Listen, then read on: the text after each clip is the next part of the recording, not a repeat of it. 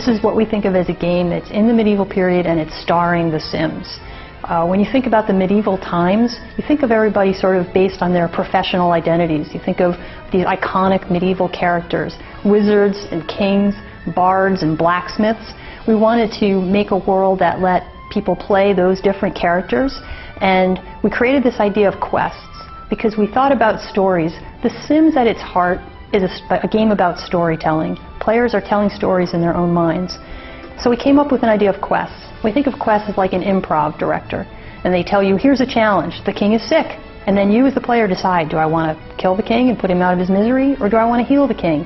And then, something that's very exciting to me, you get to choose which Sims you're going to control. You have these different types of hero Sims that are different professions, because it's a very profession-oriented time, those are their identities, and you pick which ones you want to control during the different quests.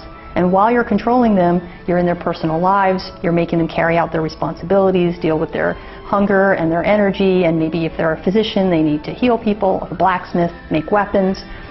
There's a cycle in the game, as part of giving an overview, where what you're doing is you're starting out on a quest, you're picking which hero Sims you want to play, you go through the quest where you're both achieving the quest goals and carrying out the daily lives of the hero Sims you control, and when you finish it, your Sims have gotten more experience so they can be better at things. You unlock new quests, and you unlock kingdom points, which you can spend to make your kingdom bigger. When we started the game, we asked ourselves, what do we want The Sims Medieval to look like?